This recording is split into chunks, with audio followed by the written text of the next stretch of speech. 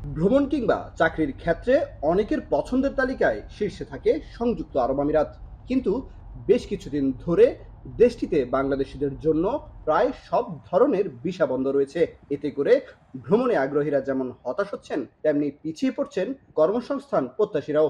বর্তমানে শুধুমাত্র আমিরাত ঘোষিত চলমান সাধারণ ক্ষমার আওতায় থাকা প্রবাসী ও দুবাইয়ে শিক্ষাগত সনদধারী চাকরি প্রত্যাশীদের ভিসা দেওয়া হচ্ছে। এই মুহূর্তে সংযুক্ত আরব আমিরাতে বাংলাদেশি নাগরিকদের জন্য আউটসাইড কান্ট্রির সব ধরনের ভিসাই প্রায় বন্ধ বলা যায়। বিশেষ করে visit visa, family visa, employment visa, investor visa কিংবা গোল্ডেন ভিসা। জনশক্তি কর্মসংস্থান ও প্রশিক্ষণ ব্যুরোর তথ্য বলছে, বছর ব্যবধানে বহির্বিশ্বে বাংলাদেশি কর্মী প্রেরণ কমেছে প্রায় 4 লাখ। চলতি বছর নভেম্বর পর্যন্ত বিদেশে পাড়ি দিয়েছেন 9 লাখের মতো কর্মী। 2023 সালে বিএমইটি থেকে বহির্গমন ছাড়পত্র নিয়ে সংযুক্ত আরব আমিরাতে গেছেন প্রায় 99,000 বাংলাদেশি। চলতি বছর এই সংখ্যা নেমে এসেছে অর্ধেকে।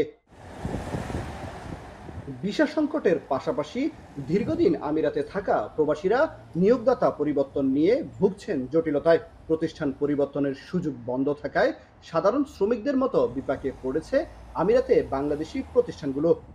ইউই গভর্নমেন্টের সাথে একটা আলাপ আলোচনা করে আমাদের ভিসার এমপ্লয় ভিসাটা যেন অতি শীঘ্রই চালু করার ব্যবস্থা করা হোক, এবং যারা কোম্পানি থেকে কোম্পানি ট্রান্সফারের জন্য ইতিমধ্যে উদ্গ্রীব, সেটা যেন কার্যকারিতা হয়।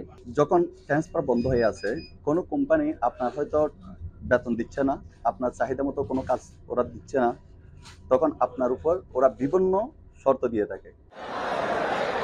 বারবার বাংলাদেশের ভিসা জটিলতার বিষয়টিতে অপরাধমূলক কর্মকাণ্ডের সঙ্গে সংশ্লিষ্টতা, প্রশিক্ষণ না থাকা ও দক্ষ শ্রমিকের অভাবকে দায়ী করছেন প্রবাসীরা। এজন্য কর্মী প্রেরণের আগেই প্রশিক্ষণের পাশাপাশি সচেতনতা বাড়ানোর উপর জোর দিয়েছেন তারা। ভিসা জটিলতা নিরসনে কূটনীতিক পর্যায়ে প্রচেষ্টা অব্যাহত রয়েছে বলে জানিয়েছে বাংলাদেশ মিশন।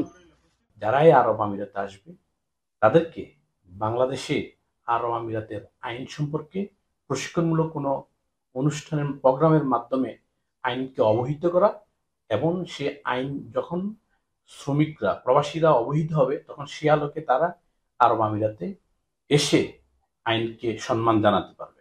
আমাদের পররাষ্ট্র মন্ত্রণালয় এবং আমাদের আবুধাবিস্থ যে আমাদের দূতাবাস আছে, তারা সংযুক্ত আরব আমিরাতের কেন্দ্রীয় সরকারের সাথে যোগাযোগ রাখছে এবং আমাদের এই সমস্যাগুলো তুলে সেগুলো যাতে দ্রুত সমাধান করা যায় সেই বিষয়ে তাদেরকে অনুরোধ করছে। আমিরাতে ভিসা সমস্যা নিরসনের পাশাপাশি দেশটিতে কর্মস্থল পরিবর্তনের সুবিধা চালু করতে কূটনৈতিক পর্যায়ে জোর আলোচনার তাগিদ দিচ্ছেন প্রবাসীরা। কামরুল হাসান জনি, এখন সংযুক্ত আরব আমিরাত।